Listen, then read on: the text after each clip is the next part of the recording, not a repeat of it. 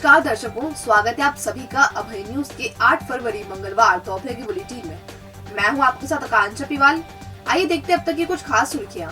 इस बुलेटिन के प्रायोजक हैं आर के निवास बाय आर के डेवलपर्स। शानदार घर खरीदें अब अपने बजट में। तराना के चूड़ी बाजार में चोरों ने बीती रात धावा बोला।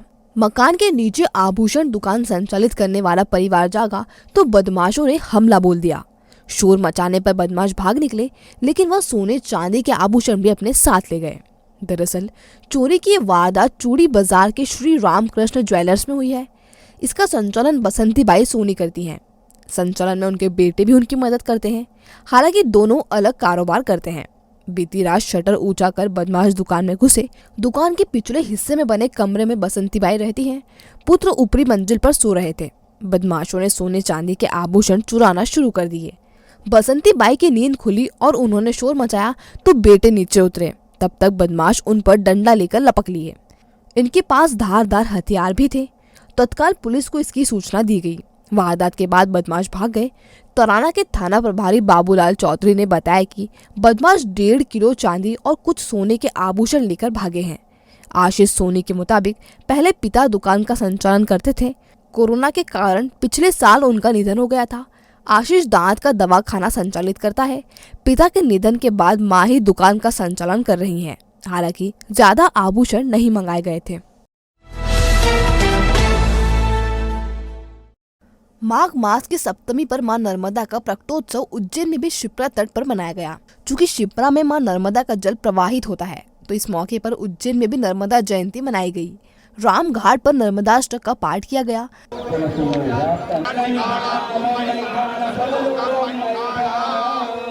इस मौके पर जन अभियान परिषद उपाध्यक्ष पंडित विभाष उपाध्याय, विधायक पारस जैन, सुरेंद्र चतुर्वेदी और विशाल राजौरिया की उपस्थिति में मां शिप्रा का दुग्धाभिषेक किया गया।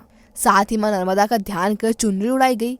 कन्या पूजन भी किया गया। पंडित गौरव उपाध्याय ने बताया कि माघ महीने की सप्तमी पर मां शिप्रा और नर्मदा का पूजन किया गया। इस मौके पर मां का पूजन किया गया। दुग्धाभिषेक कर मां नर्मदा को चुनरी उड़ाई गई। जैसा कि माघ महीने की शुक्ल पक्ष की सप्तमी को मां नर्मदा का प्रकटोत्सव मनाया जाता है। हमने यहाँ पर मोक्षदायिनी मां शिप्रा और नर्मदा जी का दुग्धाभिषेक किया, पूजन किया। उसके बाद संपूर्ण विश्व के कल्याण की कामना को लेकर छोटी कन्याओं का पूजन किया और प्रसाद का वितरण किया। 2 साल के लंबे अंतराल के बाद फिर से शहर वासियों को सिटी बस की सुविधा मिलना शुरू हो गई है। इससे अब यात्रियों का सफर आसान होगा। Ujjain city transport services limited ने 6 फरवरी से बसों का संचालन शुरू किया गया है। वर्कशॉप प्रभारी विजय गोयल ने बताया, अभी 5 बसें चलाई जा रही हैं, जिसमें से 3 बसें उज्जैन से तराना और 2 बसें उज्जैन से चंद्रावती गंज रूट पर चल रही हैं। इसके अलावा देवास गेट से नानाखेड़ा पर बस संचालन का परमिट आज मिलने की उम्मीद है। उज्जैन से शाजापुर का परमिट फिलहाल पेंडिंग है। देवास गेट से नानाखेड़ा तक का किराया 10 रुपए और उज्जैन से तराना तक का किराया 45 रुपए प्रति सवारी रखा गया है। यूसीटीएलएस ने ठेकेदार bus operator Vinayak tour and travels को 25 डीजल बसें संचालित करने के लिए हैंडओवर की हैं। आपको बताते चले, नगर निगम के पास उन 90 बसें हैं। इसमें से सीएनजी की 39 बसें भंगार हो चुकी हैं। इन्हें अब कबाड़ में बेचने की तैयारी की जा रही है। डीजल बसों का मरम्मत के बाद संचालन किया जाएगा। शादी के 10 महीने बाद मायके आई नवविवाहित की संदिग्ध परिस्थितियों में मौत हो गई। पान बिहार पुलिस चौकी के ग्राम पचेड़ में रहने वाली विष्णुबाई की शादी अप्रैल 2021 में राघवी थाना क्षेत्र के आकिया में रहने वाले राहुल के साथ हुई थी। कुछ महीने पहले विष्णुबाई मायके आ गई थी। सोमवार को उसकी हालत बिगड़ने पर परिजन उसे अस्पताल लेकर आए, लेकिन यहाँ उसकी मौत हो गई। मामला नवविवाहिता से जुड़ा होने के कारण पुलिस अधिकारियों की उपस्थिति में पीएम कराया गया। पुलिस ने मर्ग कायम कर जांच शुरू की है। एक अन्य घटना में महिदपुर सिटी की रहने वाली सुनीता पिता दिलीप जायसवाल की भी संदिग्ध परिस्थिति में मौत हो गई। सुनीता 2 बच्चों की मां थी। परिजन उसे अस्पताल लेकर आए थे। सुनीता का मायका बदनावर में है। पुलिस मायके और ससुराल पक्ष के बयान दर्ज कर मामले की जांच कर रही है। गोवर्धन सागर की सफाई का 70% काम पूरा हो चुका है। इसके चलते गोवर्धन सागर अपने पुराने स्वरूप में नजर आने लगा है। अब सागर में पानी ही पानी दिखाई दे रहा है। पुराना वैभव फिर लौट रहा है। सफाई होते ही पंछियों ने भी यहाँ बसेरा बनाना शुरू कर दिया। उनका कलरव फिर सुनाई देने लगा है। इधर संतों ने इस काम के लिए जन सहयोग की उपेक्षा जताई है। दरअसल प्राचीन गोवर्धन सागर पर रामादल अखाड़ा परिषद की अगुवाई में 27 जनवरी से श्रमदान अभियान चल रहा है। इससे पहले 21 जनवरी से संतों ने सफाई को लेकर धरना आंदोलन शुरू किया था। इसके बाद श्रमदान की शुरुआत हुई। सभी संत महंत महामंडलेश्वर श्रमदान अभियान का नेतृत्व कर रहे हैं, जिससे अब सागर अपने पुराने स्वरूप को प्राप्त कर रहा है। अब तक घास और झाड़ियों में ढका पानी भी दिखाई दे रहा है। यह जल प्रवाह पक्षियों को भी आकर्षित कर रहा है। दिन भर पक्षियों की आवाजाही से सागर की रौनक बढ़ गई है।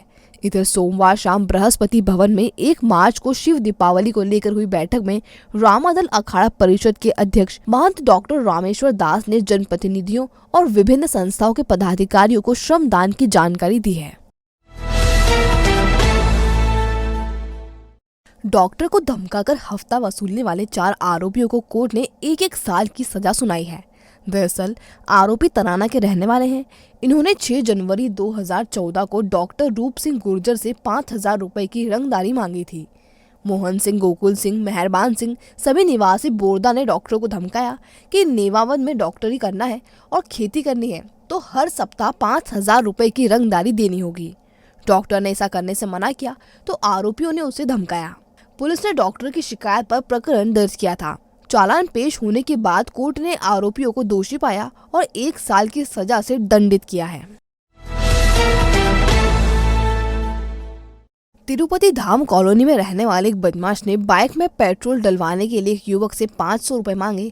उसने जब रुपए देने से इनकार किया तो आरोपी ने उसे चाकू मारकर घायल कर दिया। दरअसल चाकूबाजी की ये घटना चिमनगंज थाना क्षेत्र में हुई है। तिरुपति कॉलोनी के निवासी अंकित पिता गणेश चंद्र कुशवाहा से क्षेत्र के बदमाश ने दादागिरी करते हुए पेट्रोल डलवाने के लिए 500 रुपए मांगे। जब अंकित ने इससे मना किया तो आरोपी ने उसे चाकू मारकर घायल कर दिया।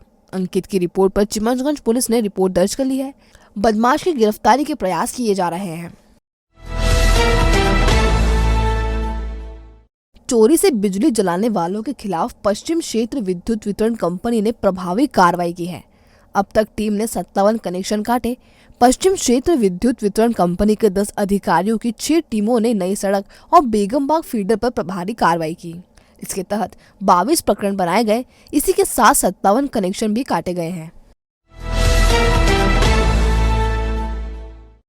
उन्हेल खरसोद कला रोड पर स्थित राजोटा मोड़ पर दर्दनाक हादसा हो गया। 2 मोटरसाइकिल की आमने सामने भिड़ंत हो गई। हादसे में एक युवक की मौके पर ही मौत हो गई, वहीं 2 युवक गंभीर रूप से घायल हो गए। पुलिस से मिली जानकारी के अनुसार हादसे में गोकुल सिंह पिता बाबूलाल सिंह निवासी सुरेल और जुझार सिंह को प्राथमिक स्वास्थ्य केंद्र उन्हेल लाया गया। हादसे में गोकुल सिंह नामक युवक की मौत हो गई है। पुलिस ने शव को पीएम रूम में रखा। मृतक का मंगलवार सुबह पोस्टमार्टम कर शव परिजनों को सौंप दिया गया। वहीं जुझार सिंह को गंभीर हालत में उज्जैन जिला अस्पताल में रेफर किया गया है। और अब खबरें दे दनादन। लता मंगेशकर को श्रद्धांजलि देने के लिए मंगलवार शाम 7 बजे कैंडल मार्च निकाला जाएगा। टावर चौक से होता हुआ मार्च शहीद पार्क पहुंचेगा। यहां श्रद्धांजलि सभा होगी। नरसिंह घाट पर माहेश्वरी सभा मंडल गोला मंडी ने शिप्रा किनारे नरसिंह घाट पर बसंत उत्सव मनाया। इस मौके पर बासंती कपड़े पहनी महिलाओं ने मां सरस्वती की वंदना की। सुप्रीम कोर्ट के फैसलों की उपेक्षा का नियम बनाए तो स्पॉक्स संगठन आंदोलन करेगा। यह चेतावनी देकर स्पॉक्स अधिकारी कर्मचारी संगठन ने मुख्यमंत्री के नाम का ज्ञापन सौंपा। उन्हेल रोड पर सोडंग में स्थित देवधाम मंदिर में गायरी समाज ने आराध्य देव भगवान का जन्मोत्सव मनाया। इस मौके पर भगवान का विशेष श्रृंगार किया गया। अयोध्या में हुई ओपन रेसलिंग रैंकिंग टूर्नामेंट में टॉप 10 में आए कुश्ती खिलाड़ी नुपुर प्रजापत और अक्षय राठौर का गिरनारी अखाड़े में सम्मान किया गया। आदर्श जामगढ़ी को पटवारी संघ का कार्यकारी प्रांताध्यक्ष चुना गया। प्रदेशाध्यक्ष मुकुट सक्सेना ने यह नियुक्ति की है। यह तीसरा अवसर है जब उज्जैन से किसी को कार्यकारी प्रांताध्यक्ष चुना गया। माधव कॉलेज के सेवानिवृत्त प्रोफेसर डॉक्टर संतोष राज जुल का निधन हो गया। 88 साल के डॉक्टर जुल्का की देह उनकी इच्छा अनुसार आरडी गार्डी मेडिकल कॉलेज में दान कर दी गई है। फ्रीगंज क्षेत्र के कपड़ा व्यापारी कीर्ति कुमार ककरेचा का निधन हो गया। व्यापारियों ने उनके निधन पर शोक जताया है। तो आपने देखा अभय न्यूज का आज का बुलेटिन। अगर खबरों को लेकर आपके पास कोई फीडबैक हो तो हम तक जरूर पहुंचाएं। कल फिर मिलेंगे नए बुलेटिन के साथ। नमस्कार।